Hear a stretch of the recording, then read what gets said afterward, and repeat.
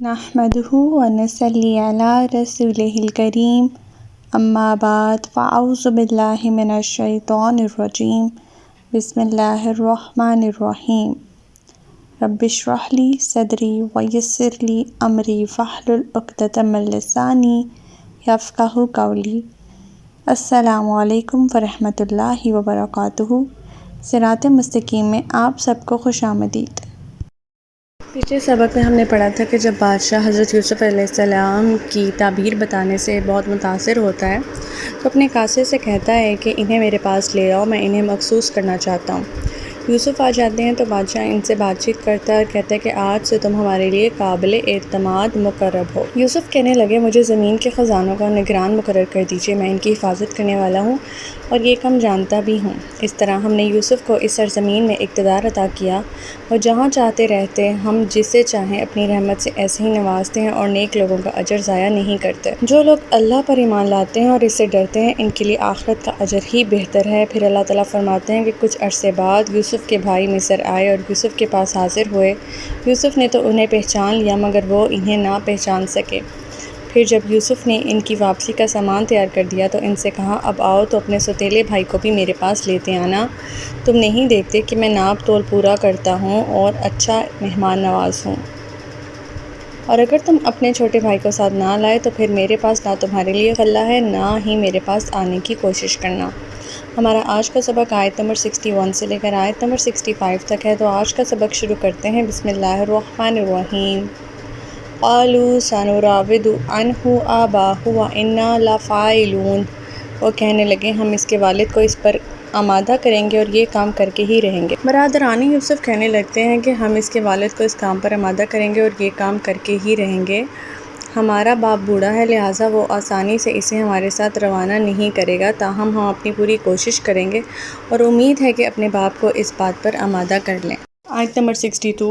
وقال لفتيانه اجعلوا بضاعتهم في رحالهم لعلهم يعرفونها إذ انقلبوا إلى أهلهم لعلهم يرجعون۔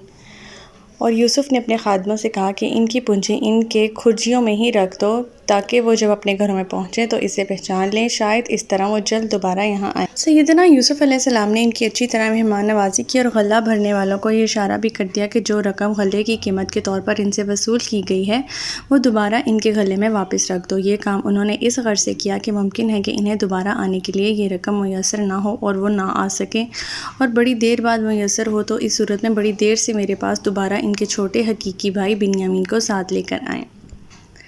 آیت نمبر 63۔ فلما رجعوا إلى أبيهم قالوا يا أبانا منع منا الكيل فأرسل معنا أخانا نقتل وإنا له لحافظون۔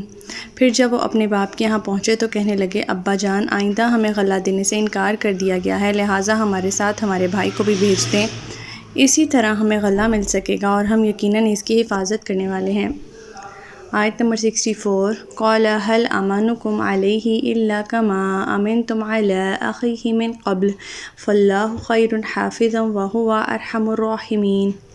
یعقوب نے کہا کیا میں ایسے ہی تم پر اعتبار کروں جیسے اس سے پہلے اس کے بھائی کے بارے میں تم پر اعتبار کیا تھا، اللہ ہی بہتر محافظ ہے اور وہی سب سے زیادہ رحیم ہے۔ برادران یوسف واپس اپنے گھر یعنی کنعان پہنچے تو جاتے ہی اپنے والد محترم کو اس گفتگو سے مطلع کیا جو ان کے اور شاہ مصر کے درمیان ہوئی تھی، اور بڑی وضاحت سے بتا دیا کہ اگر آپ نے بنیامین کو ہمارے ساتھ نہیں بھیجا تو ہمیں دوبارہ غلہ نہیں ملے گا۔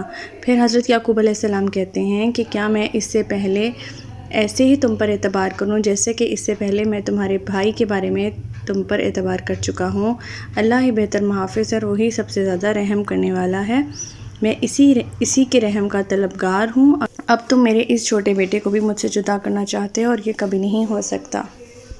آیت نمبر 65۔ وَلَمَّا فَتَحُوا مَتَاعَهُمْ وَجَدُوا بِضَاعَتَهُمْ رُدَّتْ إِلَيْهِمْ قَالُوا يَا أَبَانَا مَا نَبْغِي هَٰذِهِ بِضَاعَتُنَا رُدَّتْ إِلَيْنَا وَنَمِيرُ أَهْلَنَا وَنَحْفَظُ أَخَانَا وَنَزْدَادُ كَيْلَ بَعِيرٍ ذَٰلِكَ كَيْلٌ يَسِيرٌ۔ پھر جب انہوں نے اپنا سامان کھولا تو دیکھا کہ ان کی پونجی بھی انہیں واپس کر دی گئی ہے۔ وہ بہت خوش ہوئے اور کہنے لگے ابا جان ہمیں اور کیا چاہیے، ہماری تو پونجی بھی ہمیں واپس کر دی گئی ہے، اب ہم جلد ہی اپنے گھر والوں کے لیے رسد لائیں گے اور اپنے بھائی کی حفاظت بھی کریں گے، اور اس بار اس بار 76 زیادہ غلہ لائیں گے، اور اب کی بار غلہ لانا تو بالکل آسان ہے۔ اب جب انہوں نے غلے کی بوریاں کھولیں تو ان سے غلہ نکالنے کے دوران انہیں نقدی بھی واپس مل گئی جو انہوں نے بطور قیمت غلہ ادا کی تھی، تو انہیں کی خوشی کی انتہا ہی نہ رہی۔ اب انہیں شاہ مصر کے احسانات یاد آنے لگے اور بنیامین کو ساتھ لے جانے کے لیے دوبارہ تقاضا کرنے لگے۔ شاید وہ یہ خیال کرتے ہوں کہ وقت آنے پر باپ مان ہی جائے گا اور اسے منا لیں گے، مگر اب جب کہ غلے کے لیے قیمت بھی میسر آ گئی تھی تو دوبارہ بنیامین کی حفاظت کے عہد و پیمان کرنے لگے۔ ان کے کہنے کا مقصد یہ ہے کہ یعنی بنیامین کا حصہ بھی اب ملے گا۔ اب جب کہ ساری سہولتیں میسر ہیں تو پھر کیوں نہ غلہ لانے کی کوشش کی جائے، یعنی جو غلہ ہم لا چکے ہیں وہ ہمارے گھرانے کے لیے تھوڑا ہے اور یہ کب تک چلے گا، لہٰذا ہمیں دوبارہ غلہ لانے کے لیے موقع مل گیا ہے اور ہمیں یہ موقع کسی قیمت میں نہیں کھونا چاہیے۔ تو ہمارا آج کا سبق یہیں تک تھا۔ اللہ تعالیٰ سے دعا ہے کہ اللہ تعالیٰ قرآن پاک کے احکامات میں ہمیں عمل پیرا ہونے کی توفیق عطا فرمائے۔ اللہ پاک ہمیں ہدایت دے کہ جس کے بعد گمراہی نہ ہو۔ ربنا لا تزغ قلوبنا بعد إذ هديتنا وهب لنا من لدنك رحمة إنك أنت الوهاب۔ سبحانك اللهم وبحمدك نشهد أن لا إله إلا أنت أستغفرك وأتوب إليك۔ السلام علیکم ورحمۃ اللہ وبرکاتہ۔